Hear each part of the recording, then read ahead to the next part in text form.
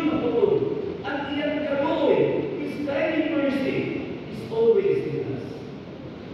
As a part of our task, at kung magabasahan ang mission statement sa church mga kaigsunan.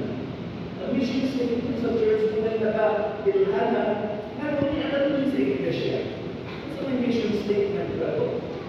Ang mission statement is make disciples of Jesus Christ, to live as His loving witnesses, to proclaim to all people the everlasting gospel of the three angels' message, in preparation for His own moving. Ang mission statement na ilatong aking sunan, hindi para lang sa isa katao, para niya sa pagtanan ng membro sa iglesia. It is to proclaim the everlasting gospel of the three angels' message. Karon na magpapahulay ng ating sunan, paghatag ko sa update sa ato ang Southeast Philippine Mission. Siguro ang uban wala pa idea na ang ato ang South Philippine Conference ibahin na kung buha. Southeast Philippine Mission covers a total membership of 450,497, and it started to operate last January 2021 after the bifurcation of South Philippine Union Conference. So pagkatuna sa SPUC ng ating sunan, nagsugod na Panginoon last January. We are residing diha sa Adventist Hospital about third floor. So, ato ang opisina for the time being na diha. Ang hallway, makoy ang worship hall. Ang mga patients room, makoy ang mga opisina. Kung man mga kaigsunan, bukod sa pagkabahin ng mga kaigsunan, we have to make things more, and hindi na important, hindi mo ginamula important sa tanan ng mga kaigsunan. As long as the union, for us, the union to survive. O ang Southeast Philippine Union Mission, nabahin ko, no? Ang Southeast Philippine Union Mission, nabahin ko nila. At the start sa bifurcation, nahimupan na siyang tulo. Southern Mindanao Mission, Davao Mission, and Northern Davao Mission. After the union has started on the middle part of January, or the middle part of February, naibuhat ka mission na bugna. Ang buha ka mission na kaigsunan sa rinalawan niya sa pagsunod sa Southern Mindanao Mission is nasa General Santos City. Ang Davao Mission is naibuhat sa atong syudad. And during the Davao Mission is nasa Tagon. Pero early part last year, naibuhat ang mission na buga. Ang South Central Mindanao Mission, nabugna, nabahin tungkol kay Southern Mindanao Mission, ibahin siya. O ang South Central Mindanao Mission, naaangilan office sa Matalang North Cotabato.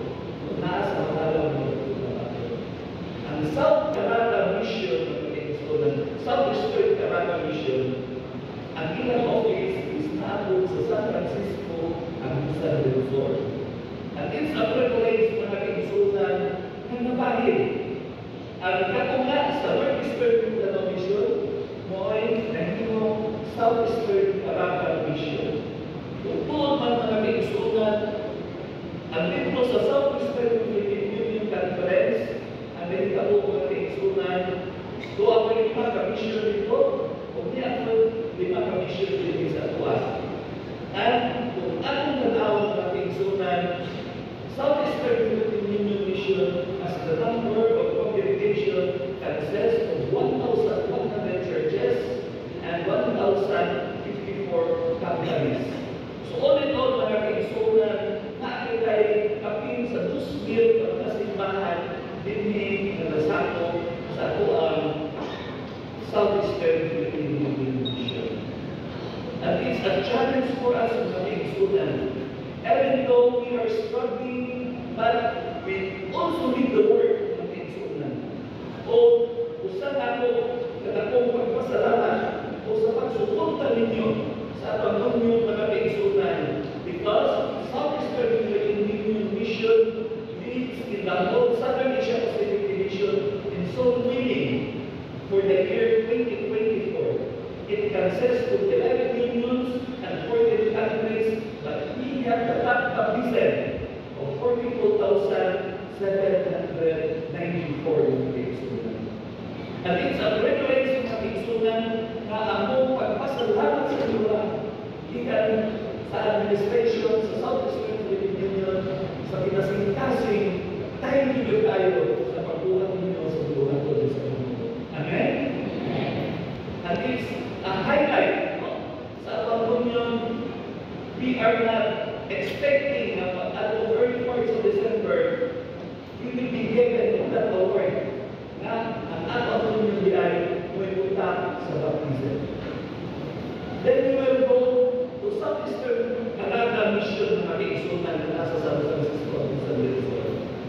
It leads the whole Southern Asia Pacific Division in soul winning for the year 2024 with the baptism of 11,842. Magutana mo man ang nakakatong mga kaigsunan. It is because of the bifurcation. Tungkol kinabahin ng mga kaigsunan, nakita na ang kalangutan kung asa ka magpadasin, asa ka magpalikod, pagpadagan sa mensahe sa iyo mga kaigsunan. At it's worthwhile, ito naman, nakita na mo ang Ginoo, nagkakabang yun sa buwan ng mga buwan. Kung hindi mo mga buwan ng mga kaigsunan, pili-pili buwan sa ating mga pastor, ang buhat ini nga inyong mga isulat. Amen? So it is a challenge for us mga kaigsunan. In giving our evangelism outreach mga kaigsunan, nainuwag us dito sa pag-ibanghelyo. First, it is about direct evangelism. When we talk of direct evangelism, it is about personal, yung mga wali sa mga leaders sa church, personal na mga wali sa mga laico, personal na mga wali sa atuan mga pastors. And the next part of the outreach is about indirect evangelism mga kaigsunan, which will all of you have to take part of this. Ano man? It is an indirect evangelism. When we talk of indirect evangelism mga kaigsunan, it is about that we should become a center of influence. In having the center of influence mga kaigsunan, ang atong church na ay movement na mga establishment with development, just like sa atong mission foods, whatever na nakakita na magka-reflect sa kansa sa mga kaigsunan na you are a part of the church. And the next mga kaigsunan na kamuyong din exempted through this indirect evangelism. Ang kung pahiyon sa inyong mga higala o mga amigo na magpakita na kamo sa Adventista versus Biblia na magpukusuhan sa lugar sa Panginoon. In creating of that center of influence mga kaigsunan, especially for the mission groups, we started from scratch. Ako na-observe mga kaigsunan na hindi mo nagkakabang yun. There will come a time hindi lang convention sa establishment na nag-base sa Cebu at Inland Office. There was a time na ang pagkuha sa bayan alas 5 sa gabi nasa Sabado sa hapon. Tapos kay isa pa yun sa isa kabulan. Then I talk to myself na, saan ka siya doon? Ako ka siya istoryahan. May mga mga agents yan, kahit hindi tayo. Gusto niyo sila pasampun. Kaya kailangan trabaho mo ulit na dapat alas 5 sa hapon mag-iis dito ng pera ng ako ang bayad nila sa tuwa. Primerong bulan, ang bulan sa isabot. Ikaduhang bulan, isabot ng yapon. Wala'y kulikta-kulikta. Ikatulong bulan, ulit yapon. May mga tulog ka na-deliver. Sinasan, ito kayo mo kaon ng chicken, di ba? May pakuha man ninyo, alas 5 sa Sabado. Then, it come to a time na he insist na rin, may ako kayo na hindi ka sa tanin ng mga charge. usa ka babae dito sa tumoy, iniingon siya, sir, na ay i-mail siya dito sa Cebu, ipasa ng lahat siya consideration. Kung ito pa ito ang mag-iisulan ng David na, ang giingnan na this is a project of the church. This project intended for a non-profit na mabalik sa iglesia o tumabang sa mga kaisunan ang pusing sa amin. Kung ito pa ito ang mga kaisunan, it's a good gesture ang itubag sa kanya. Bago siya sa inyo, siya mamalupog sa inyo mga Seventh-day Adventist. Kung ang akong pamilya na nagka-problema, di masunugan din, kamu ang nagtampo sa mga. Kamu ang nagtampo sa mga. Pag-di mo kong investigation, dihan sa Davao, nga no, di rin mo pagka-bayad, nga no ang bayad, tama na sa asin sa hapon. Ang nito mga kaisunan, nabalik ang tanong. Kaya nag-di mo investigation, kung ito pa ito kaya na dapat ang kuliktahan kong alas 6 sa hapon. Nung nag-upload sila, na nasa library na yung mo, then, dito pa yun yung panuan na, sige, kamo ang first sa Davao, nga ang tandaan online transaction. Pag ma-counter na nato ang mga receipts o ang mga delivery receipts, automatic online payment na na. Being a center of influence ng mga kaisunan, diha ako makita kung saan bahog sa ito na ginahan sa pag-iglesia. Amen? Only to find out kay na ang pamilya naghimuan sa iglesia, kung ang iya sa isa sa mga nadako ng mga grocery stores sa syudad, apart dahil sila ang Seventh-day Adventist Church, kaya muli nag-aampo sila. God has a blessing to all of us. God has a plan to all of us. Kung ako lang ito, ang pinaka-importante na mabuhaton para sa iglesia. There are lots of miracles, there are lots of mysteries na pinagawa. Ano na yung amin? Ano na yung anak? It is also a plan.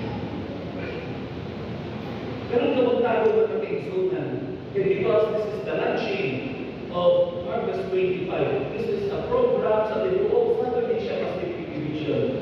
Ang main purpose ay mga kaisunan, kitang-tanan, walay exempted. No? So, kung sa kisultin ako kanina, even our smile, it would meant an evangelism. It would meant an outreach to them sa atong ipakita sila. Ang maayong binuhatan, o na magpakita na sila makuha na ito para diyan ng Kristo. Tingalit ako tuntahon mga kaisunan, in Harvest 25, ang focus natin, hindi sa ako ang mga missions, pero ang focus is direct to the church. Kung sa may paglantaw nini sa iglesia mga kaisunan, as what I have said before, that this is the bold action and function of the church today to the year 2025. Na comprise to activate sa mga leaders ng iglesia sa pagwali. Personal pag-ibig, mga wali kita, wala kayo exempted. Ako hinihingan si Pastor. Pastor, ayaw ba rin sa mga leaders sa iglesia? Nga tanan department, magwali, tanan, mga care-group, magwali, tanan mga deacons, tanan mga elders. Pero ayaw mo kagawin mga kaisunan. Kung akong makita ang strategy ng mga kaisunan, there's always a training. Na-agree training natin ang tanan. Ma-active yun sa insakto. Sa just like engineer ko na-active sa ISI, hindi ko presente tanin. Kung sa loob ng padagan nila, kitang tanan magbuhat sa buluhan. Tingnan ko na kaisunan, na po yung overview ng presentation kung saan na po pagpahimo binigay. Kini nga video clips comes from the Southern Asia Pacific Division na maunay atong himong, maunay atong diya